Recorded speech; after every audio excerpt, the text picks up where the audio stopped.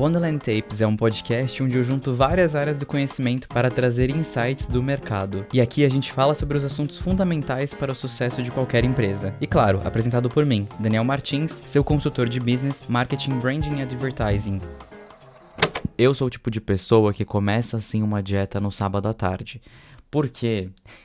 Eu acho que quando essa energia vem, né, da gente começar uma mudança de hábito ou um momento de mais restrição ou de recálculo de rota, a gente tem que aproveitar.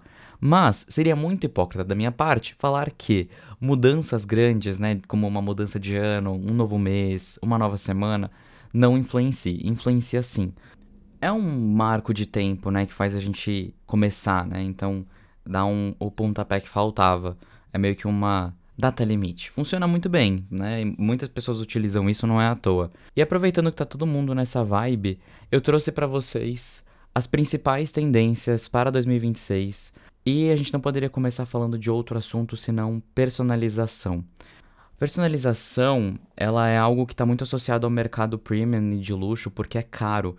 E ela tem um desafio que é entender o consumidor. O marketing, um dos principais papéis é entender o mercado consumidor, né? E entender o comportamento desse consumidor. Por isso que é tão importante que uma empresa tenha muito claro quem é o público que ela quer atender. Porque se você não sabe quem é o público, como que você vai estudar ele?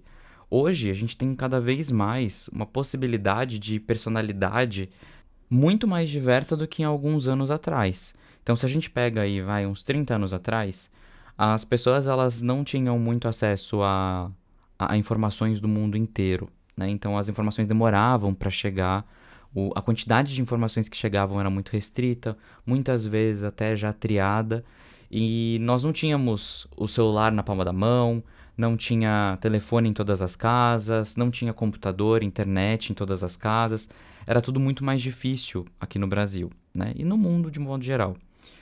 Isso fazia com que essa construção fosse muito mais geolocalizada.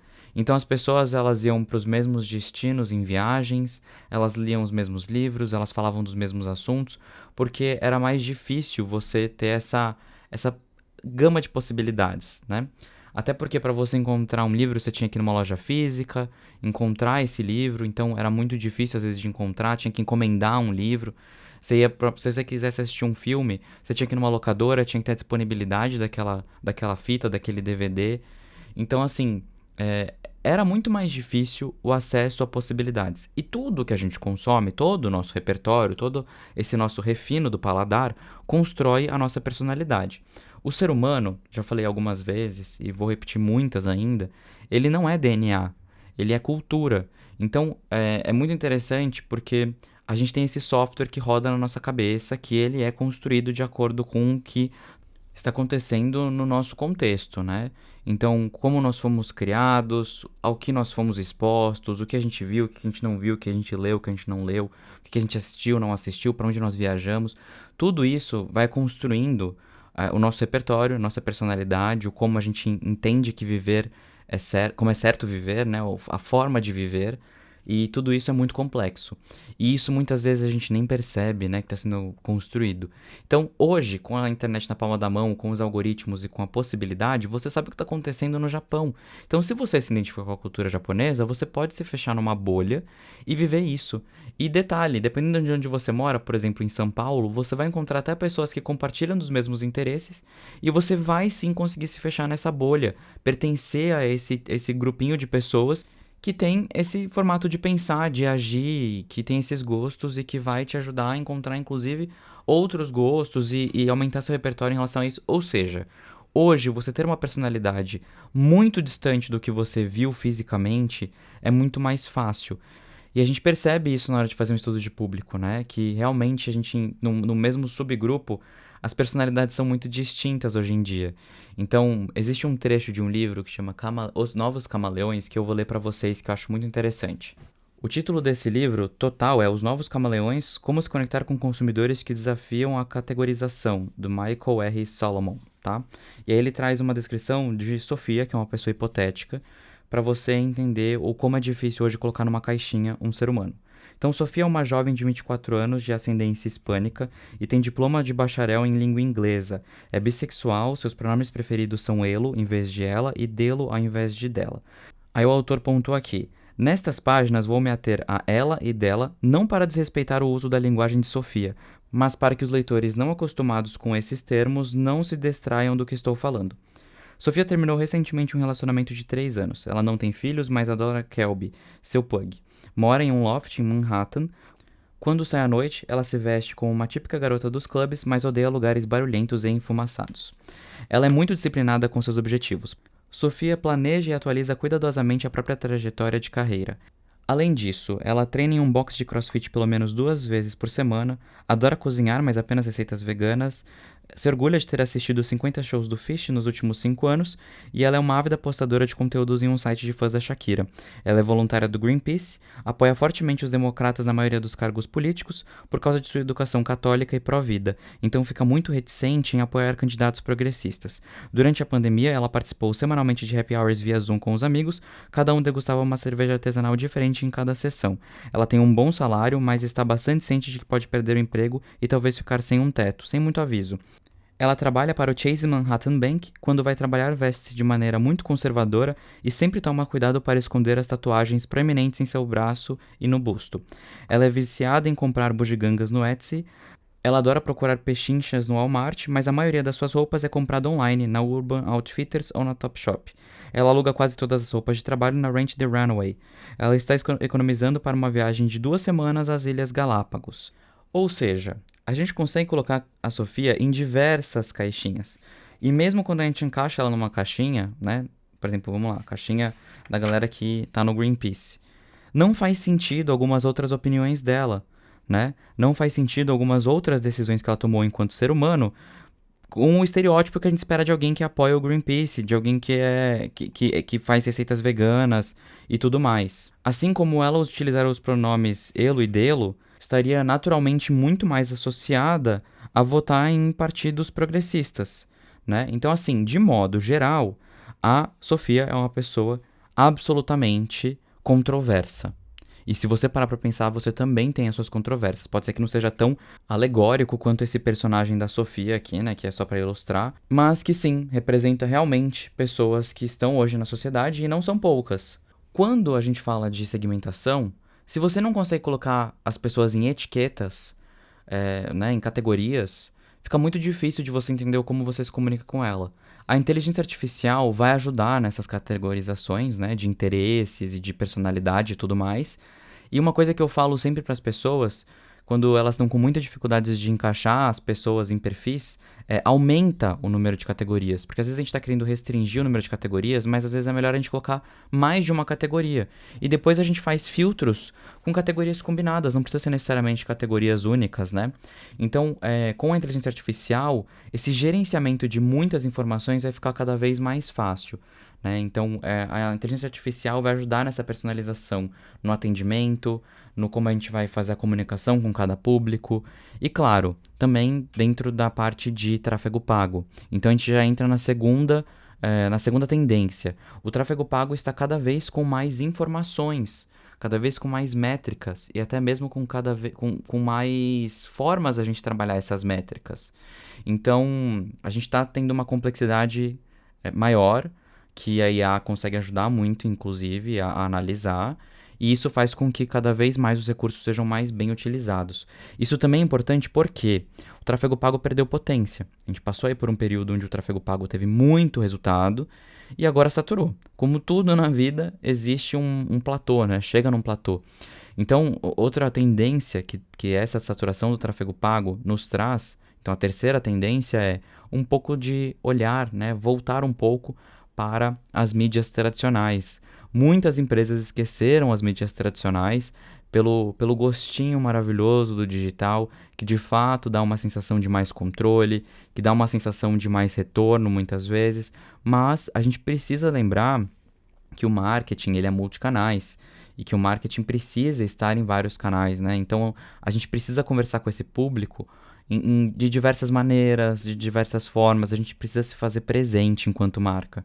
Então é importante que não esteja apenas no digital. E outra, alguns públicos, algumas cidades, algumas regiões têm outras ferramentas tão eficientes quanto. Você sabia que no Sul, eu conversei com um empresário e ele trabalhava com uma rede de hotéis e tudo mais, uma concorrente do Quinto Andar, basicamente era isso. E essa empresa que ele atendia, ele era um profissional de publicidade, essa empresa que ele atendia fez vários testes junto com ele, né, de comunicação, e uma das ferramentas que eles entenderam que era primordial para essa empresa não era o Instagram, não era o TikTok, não era o YouTube, não era o WhatsApp, era a rádio. Então você não ouve rádio, pode ser, mas quantas pessoas ainda ouvem, né? E, por exemplo, você não consome alguma coisa que os seus amigos não consomem de conteúdo, de informação, enfim. Você ainda lê revista, por exemplo? Você assina alguma revista digital que seja? Você compra revista física? Pois é. Tudo isso faz com que a gente tenha que pensar no como a gente se comunica enquanto marca. Será que a gente precisa estar, por exemplo, estampado numa Forbes? Ou estampado em outra revista ou numa revista digital? Às vezes sim. Tá? Então, a gente tem que tirar essa ideia, muitas vezes, do cliente, quando eu estou numa consultoria, de que a vida se resume a redes sociais e site. Não. É mais barato? Sim. Mas está longe de ser as únicas ferramentas que nós temos. E aí as empresas estão tendo aí um lapso de visão, de novo, para essa gama de outras possibilidades e tirando um pouco desse vício do tráfego pago, que é super importante, né, das redes sociais de modo geral, mas que sozinho está perdendo potência, então tem que voltar a fazer um plano de mídia mais inteligente. E falando de plano de mídia mais inteligente, não é à toa que as pessoas voltaram a entender a importância do branding, da comunicação orgânica e do quanto a lapidação dessa comunicação faz a diferença tanto no valor da empresa, né, como um todo, quanto na percepção do consumidor, nesse relacionamento, nessa comunicação, no como ele vai interagir com a marca, comprar e tudo mais. Então é interessante que aí nascem outras tendências a partir disso, né? Uma tendência é o branding, claro, então a quarta tendência, acho que é quarta, né? Já até perdi a conta aqui que eu tô no freestyle, tô sem roteiro.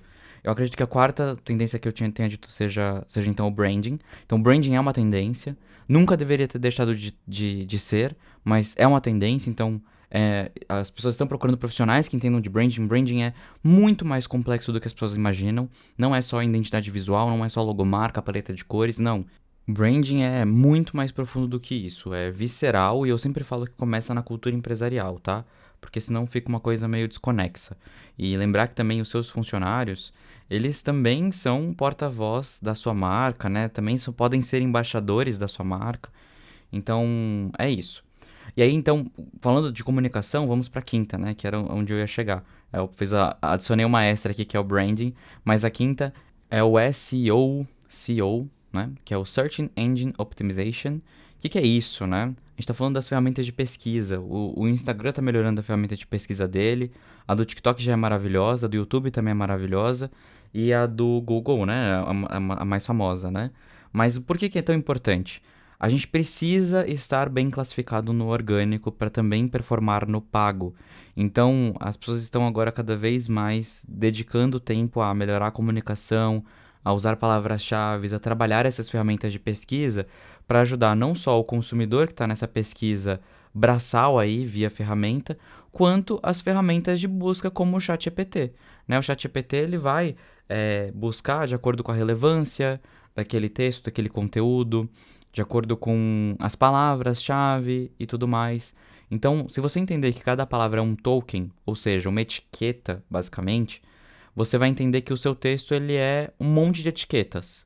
E que essas etiquetas combinadas, elas vão significar uma coisa.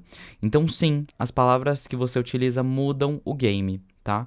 Os termos, e inclusive usar os termos que estão mais em alta, as palavras que estão mais em alta. Não é à toa que quando a gente fala de um assunto que ele é uma tendência, esse assunto ele vai performar melhor no digital, tá? Consequentemente, vai performar melhor no offline também, tá? Toda vez que a gente fala no digital, é como se fosse uma sala ao lado do offline.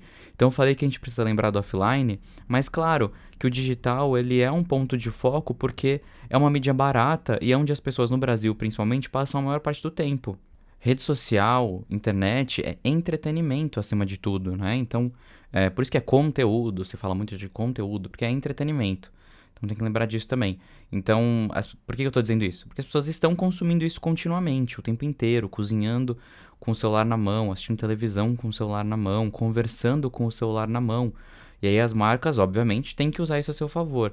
Claro que a atenção está muito reduzida, então a gente tem que fazer, às vezes, manobras para chamar a atenção, mas isso não significa que as pessoas não estejam aos poucos construindo uma ideia de quem é a sua marca e se elas gostam, desgostam e têm vontade ou não têm vontade de comprar da sua marca. Então, cada vez que você se comunica com essa pessoa, você está construindo essa marca na cabeça dela, esse branding. Então, tem que ser certo, tem que ser certeiro, né? Então, é isso. Mas, enfim, falei duas coisas ao mesmo tempo. Então, tem que estar presente, é uma oportunidade e tem que ser certeiro, né? Por isso que o branding e a Search Engine Optimization são coisas que estão até correlacionadas aqui se a gente parar para pensar. Os termos, eles definem quem vai consumir aquele conteúdo, né? Que nem o texto, né? O título de um texto, né? O título de um vídeo, né? Os primeiros 3 segundos e tudo mais. Ele define quem vai assistir. O ideal é que seja bem específico, né? Mas aos poucos isso vai sendo construído também pela marca como um todo, e aí cria uma liberdade maior na comunicação. Mas inicialmente é importante que seja bem específico, para você também puxar o público correto, né? Isso no digital. No offline é o título da matéria, é o título do livro, é o nome do produto, a embalagem. Tudo isso também define público. Uma embalagem mais sóbria, mais sem cores, vai chamar um público mais sério, né? Vai inspirar mais elegância muitas vezes. Uma embalagem mais moderna vai trazer um público mais jovem ou um público mais antenado. Antenado é uma gíria bem antiga, né? Que na época das antenas, olha isso. Ainda usamos antenas, mas antena parou de ser um sinônimo de modernidade, né? Vocês pararam pra pensar? É engraçado como esses símbolos, né, que mudam a forma da gente se comunicar, eles ficam ultrapassados e a gente muda, né? É que nem aqueles vídeos, vocês já viram esses vídeos das criancinhas? Que o pai pergunta pra criança, imita como que tira uma foto. E aí ela pega, estende a mão e aperta no meio da mão, como se fosse um botão numa tela touch. Na minha geração, a gente simularia uma câmera, né? Até hoje eu simularia uma câmera fotográfica, né? Então eu pegaria com as duas mãos e com o dedo indicador eu faria o clique, talvez fazer até o clique, né? Tipo, o barulhinho. Atende o telefone, a gente pega, faz um hang loose e coloca no ouvido. As crianças, elas pegam a mão estendida e colocam no ouvido, como se fosse um smartphone. Aí, ó, na prática, uma amostrinha do como a comunicação ela é mutável e do como a gente tem que estar olhando para as novas gerações e entendendo o que que elas entendem, não entendem, o que que elas gostam e desgostam quando a gente quer se manter no mercado, né? Então, o marketing também não é só a gente continuar falando para o público que a gente já vende, também é pensar qual que é o próximo público. Senão a empresa desaparece, né? Porque as pessoas elas vão morrendo e aí vão mudando os hábitos, né?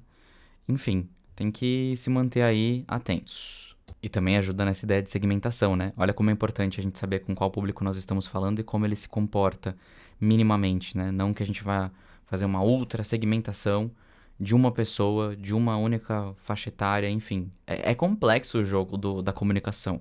Vocês acham que marketing é simples? Infelizmente, muita gente acha, viu? Mas não é, não. Marketing é ultra complexo.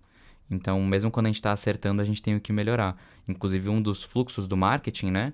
É que depois que você levanta uma hipótese, testa essa hipótese, você tem que pegar os dados dessa hipótese e melhorar a hipótese. E testar de novo. Então, marketing é uma grande iteração.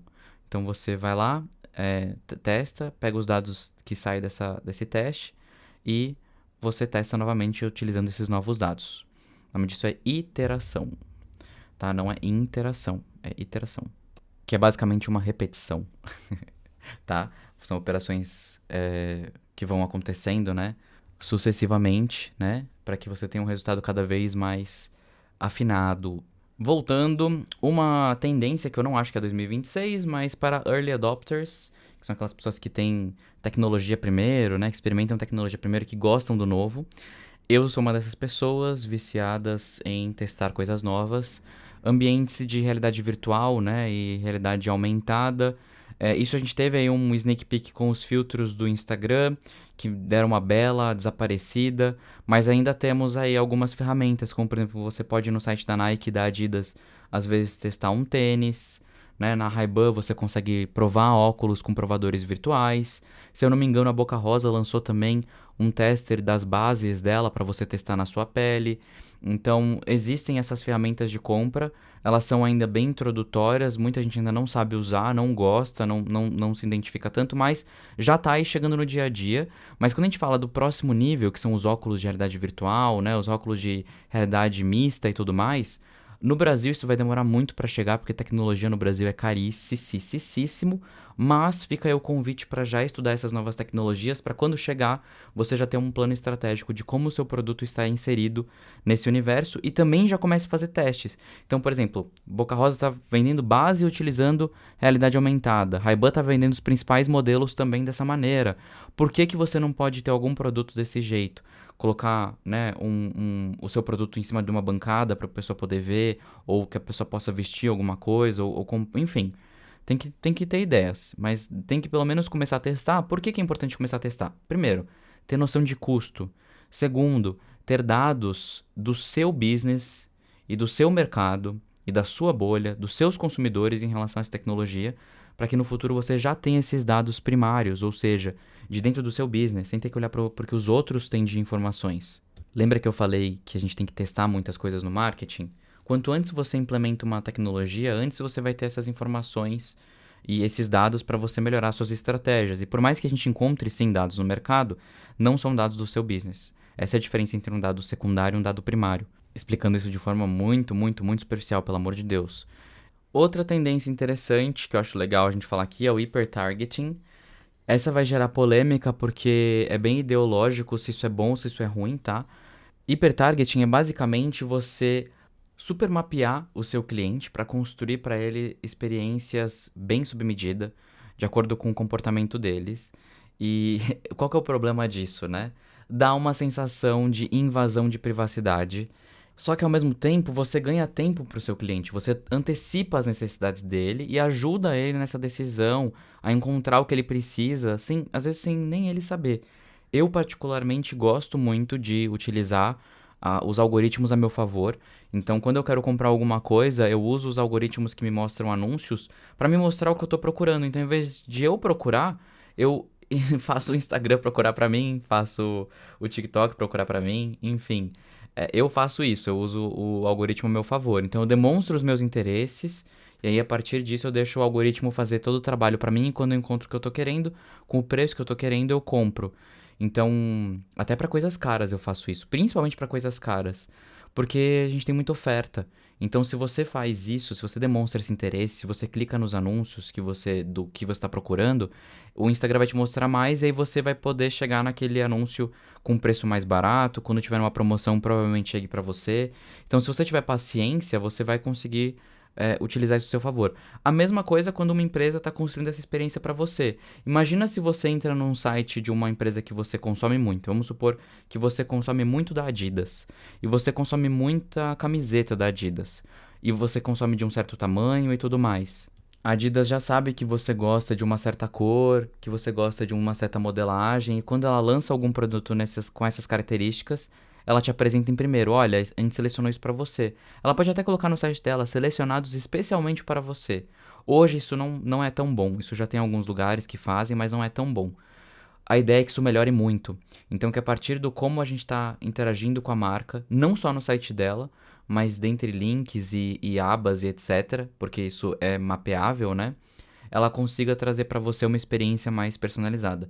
Isso é bom ou isso é ruim? Depende. Como que a marca está utilizando essas informações. Claro que a gente está totalmente exposto. Claro que a gente já tem todos os nossos dados vazados e públicos, né? Então, para onde a gente vai fugir, né? Pelo menos nos entreguem algo bom disso. Pelo menos facilitem a nossa vida. Então, assim, ao mesmo tempo que a gente tem motivos para ser contra, a gente também é beneficiado por isso. Claro que quem ganha mais são as empresas, né? As hiperempresas. Mas eu tô falando do ponto de vista de consumidor, tá? Do ponto de vista de marketing, isso aqui é um sonho. É maravilhoso. Porque a gente consegue se comunicar de uma maneira melhor. Ao mesmo tempo também é arriscado. Eu vou contar pra vocês uma história que tá no livro O Poder do Hábito. e vocês vão entender o porquê que é tão arriscado. O capítulo chama Como a Target sabe o que você quer antes que você saiba, quando as empresas preveem e manipulam hábitos. E aí, aqui tem vários estudos e tudo mais, tá na página 205 da edição... Tananana, impressão 52ª, edição número... primeira edição, tá? Então é isso, quem quiser ler na íntegra, eu vou resumir pra vocês de acordo com o que eu lembro da última vez que eu li. Deixando claro que isso é antes da gente ter inteligência artificial como a gente conhece hoje, tá? Então não sei se a gente poderia chamar essa tecnologia que eles utilizavam de inteligência artificial ou de análise de dados, né, de hábitos de padrão de consumo, enfim, qual seria o termo mais adequado, mas é antigo. Para efeito de comparação, esse livro ele foi escrito em 2012, tá? Então os estudos provavelmente foram de antes disso. E esse estudo em específico da Target, deixa eu ver se eu encontro aqui uma data. Olha, 2002. A Target estava começando a fazer toda essa movimentação já no início de 2002. Tava aqui, esse trecho fala que ela estava contratando analistas de dados. Não é exatamente a data final, mas já dá uma ideia do quando começou essa movimentação, do como é antigo tudo isso, né? E aí, o que acontece, né? Então, pelo padrão de consumo, ela conseguia prever gravidez. Por que era importante para isso, isso para a Target? A Target fez um estudo de que quando as famílias começam a fazer compras em um mercado antes da criança nascer, já no pré-natal, elas costumam comprar desse mercado até uma certa idade da criança. Ou seja, isso representa um faturamento para a empresa surreal de alto. Então, elas queriam conquistar o consumidor já no pré-natal, para que até uma certa idade da criança, a família continuasse consumindo da Target. E aí, qual foi o problema? Aí eu vou falar o contraponto, que era justamente o que eu falei. É bom ou é ruim? Era bom porque essas famílias ganhavam cupons de descontos de fraldas, cupons de descontos de acordo com o momento da gravidez, eles conseguiam prever qual era o período da gravidez. Então, eles já sabiam que no segundo mês a mãe comprava tal coisa, que no terceiro era outra, que no quarto era uma outra coisa. E ele ia mostrando para essas pessoas anúncios por e-mail e já com cupons e etc. para conquistar esse cliente no pré-natal. Então, eles já sabiam das fases da gravidez, ia apresentando os produtos, consequentemente convertia com mais facilidade, conquistava a família, porque gerava relacionamento. A pessoa nem percebe que está construindo esse relacionamento, ela só constrói, né, junto com a marca, porque toda vez que ela precisa, a marca tá lá de prontidão para ela, então inconscientemente ela conecta. Conectou, já era, tá feito. E aí, bom, tudo isso caiu por terra quando eles mandavam, inclusive, né? Ficamos sabendo da sua gravidez, parabenizando, né, pelo e-mail. E aí, um dia, uma criança de 13 anos recebeu uma parabenização pela gravidez. E os pais ficaram, assim, possessos, né? Obviamente, deu um puta bafafá. E aí, o que aconteceu? Os pais falaram que ela não estava grávida, que era uma menina de 13 anos, que era um absurdo o que eles estavam fazendo, que estavam induzindo isso, aquilo, outro. Quando os pais foram descobrir, a criança estava grávida. Então, a Target sabia antes das pessoas que elas estavam grávidas. E isso é muito invasivo. E ela dava parabéns para essas pessoas. Ela dava, né, fazia muitas coisas. Como que eles contornaram isso? Se eu não me engano, isso está no livro, né? Como eles contornaram isso. Se não, como eles poderiam ter contornado isso? Já que eles têm essa informação e que eles sabem que esse consumidor está assim, ponto importante, tá? Eles tinham esses consumidores cadastrados. Então, é importante dizer que, óbvio que tem todo um perfil sendo construído num banco de CRM, num banco de dados, de como eles se relacionam com o cliente. A importância de um banco de dados dos seus clientes para você poder se comunicar com eles com mais efetividade, né? E, enfim, aí eles poderiam ter só simplesmente não falado parabéns pela gravidez e mandado algumas sugestões. Como, se eu não me engano, isso tá no livro, tá, gente? Aqui faz alguns anos que eu li, então eu tô fazendo um resumo pra vocês aqui. É um livro que eu tenho aqui no meu banco de dados cerebral. E então talvez eu tenha fazendo algumas liberdades poéticas minhas, mas tá fazendo sentido, a mensagem principal tá inalterada. E aí, se eu não me engano, o que eles fizeram foi começar a mesclar. Então eles mandavam várias ofertas e no meio das ofertas eles colocavam ofertas para grávidas. E nisso... enfim, era isso, né? No final das contas, eles estavam fazendo a mesma comunicação de uma forma menos agressiva e menos invasiva. Então, as marcas já fazem isso hoje em dia com a gente. Se a Target fazia isso nos anos 2000, imagina hoje, gente. Com certeza a empresa sabe tudo, né? Tudo, tudo, tudo. O Instagram sabe com quem você está saindo, o Instagram sabe quem são seus amigos, o Instagram sabe quem é a sua família, mesmo sem você dizer isso pra ele, mesmo sem muitas vezes você falar sobre isso no privado, no direct, enfim. É uma rede, é um ecossistema fechado, inclusive, né, da Meta. Gente, é isso. Nossos dados são públicos. Fim. E aí vem a outra tendência, né? Que são a proteção de dados. Não é já mais uma tendência, né? Mas isso já está acontecendo, mas a tendência é só aprimorar, se tornou, na verdade, um padrão, que é essa governança desses dados, a cibersegurança. Por exemplo, você pode pegar os dados que você quiser do seu consumidor, se ele te permitir, né? Então, eu quero saber a sua idade. Se ele permitir, beleza. Eu quero saber, né? Então, data de nascimento. Quero saber com que gênero você se identifica. Se ele permitir, beleza. Quero saber onde você mora. Se ele permitir, beleza. Quero saber seus interesses. Se ele permitir, beleza. Mas se você tem esses dados, você tem que cuidar destes dados. Então, tem que tomar muito cuidado com aquilo que você vai ter guardado no seu sistema. Porque se isso vazar, a responsabilidade é sua. Então você precisa desse dado? Se não, não peça. Aí tem LGPD, né? Lei Geral de Proteção dos Dados, enfim. Enfim. Mas a gente sabe que até as empresas mais seguras têm vazamento de dados. Então, você acha que a sua não vai ter? Uma coisa que a gente aprende na gestão de projetos, que é a minha pós-graduação, é que os planos vão sair fora do controle, que as coisas vão sair do planejado, e isso faz parte, então a gente tem que sempre antecipar, né? Sempre pensar que, beleza, se der errado, quais são as possibilidades e como a gente se prepara para elas, né? Então, às vezes, alguns riscos a gente consegue reduzir, mas a gente precisa também ficar pronto para caso eles aconteçam. Isso é importante também, para que no momento de crise a gente tenha ferramentas para gerenciar essa crise com mais agilidade e até mesmo com mais solidez aí na nossa base, para a gente poder tomar atitudes com mais segurança mesmo. Aí falando mais uma tendência que eu acho interessante a gente trazer, são as assinaturas, né? Serviços e tudo mais. Muitas empresas de produto já estão pensando em como elas conseguem associar serviços. Então vamos usar um exemplo de uma gigante, né? A Apple, hoje em dia, ela tem o iCloud, ela tem a Apple TV Plus, ela tem a Apple Fitness Plus, a parte de música, né? O streaming, que é o Music, o Apple Music. Tem enfim, várias coisas que você pode comprar de assinatura, que são serviços e não um produto físico, de uma empresa que inicialmente era de um produto físico. Isso pode acontecer em vários setores, né? Então, por exemplo, você vende um copo. Como você pode trazer um serviço de assinatura de como preparar drinks nesse copo? De como preparar bebidas para essa pessoa assinar? Será que ela assinaria? Não sei. Tô dando só um exemplo porque eu tô vendo um copo aqui na minha frente, foi a ideia que eu tive. Mas você entende que a gente consegue associar produtos de assinatura, serviços de assinatura, de serviços, junto de produtos? Mesmo que seja um simples copo?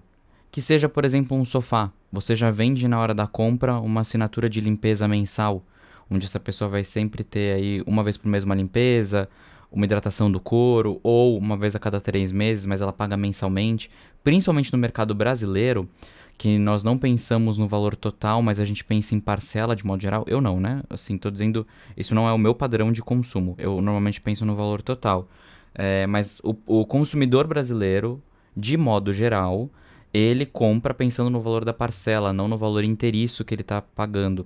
Então, se você está fazendo isso parcelado, isso dilui na cabeça do consumidor, se é uma mensalidade, uma assinatura. Então, pense nisso. Gente, tem outras coisas que eu poderia trazer para vocês aqui de tendências, né? Então, tem muita coisa que vem aí de encontro com a gente em 2026. Eu acho que eu trouxe para vocês um bom panorama dos pontos principais que eu identifico. A gente tem muita coisa também de sustentabilidade, etc. Mas sustentabilidade já é pauta antiga. Tá longe de ser uma tendência. Sustentabilidade é uma necessidade, uma urgência. Então, não vou nem entrar nesse assunto. Então, é isso. Acho que é um episódio que a gente finaliza aqui, mas que a gente pode também fazer outros, porque a lista é enorme de coisas que estão vindo aí e prometem chegar cada vez mais perto das empresas em 2026, como uma urgência, não mais como uma possibilidade, né? Mas esse é um panorama que tá ótimo para você já startar aí seus estudos e suas ideias. E, óbvio, precisando de alguém que te traga essa visão em real time, e te ajudar a aplicar isso, né, na sua empresa, né, a entender como essas informações podem ser úteis para sua empresa, personalizar uma estratégia, conte com a nossa consultoria aqui da agência, tá? Então, entre em contato, o link tá aqui na descrição do episódio, também tá na bio, também tá no Instagram e no TikTok, no YouTube, enfim. Onde você estiver, você vai encontrar esse link para você entrar em contato via WhatsApp e marcar aí para conhecer como que funciona a consultoria, a nossa filosofia. Claro que você já conhece um pouco, né, por acompanhar aqui o podcast, mas a gente te apresenta com mais detalhes e valores, como funciona e tudo mais. E dá uma chance, nós não somos a consultoria mais cara do mundo, porque uma das tendências também é a gente ter essa longevidade do cliente, então a gente aumentar esse lifetime value. Então, já trazendo uma outra tendência, a gente não quer que você venha, faça uma consultoria e vá embora. A gente quer que você faça uma consultoria e fique. Então, a nossa mensalidade é um valor muito interessante. Então, se você estava na dúvida se 2026 era o ano para começar, é sim. Entre em contato e descubra mais sobre a consultoria, que a gente pode com certeza te ajudar a ter estratégias brilhantes em 2026 e fazer o seu business crescer mais rápido, com mais certeza e construir uma marca muito mais interessante. E a consultoria não é para quem não tá vendendo não, viu? A consultoria é para quem já tá vendendo, para quem já tem uma empresa saudável e sabe que precisa se renovar e quer tirar essa estratégia da centralização do dono, do CEO, do founder e quer ter uma pessoa que vai trazer um olhar sempre fresh de marketing, branding, advertising e business, obviamente, que a gente precisa dessa ponte. Então conte com a gente, eu e minha equipe, podemos te ajudar com certeza. Vai ser um prazer estar contigo em 2026 e em diante. Tá bom? Obrigado a quem ouviu até aqui e excelente estar com vocês até esse pedaço do podcast, saber que vocês ouviram tudo que eu tinha para trazer aqui, sempre me engajo bastante para trazer os melhores conteúdos para que se tornem excelentes insights para vocês. Lembrem de avaliar o podcast, dar curtida, dar 5 estrelas e também deixar seus comentários e, claro, compartilhar com os amigos que podem curtir esse conteúdo que foi feito com muito carinho pra vocês. Tchau e a gente se vê por aí.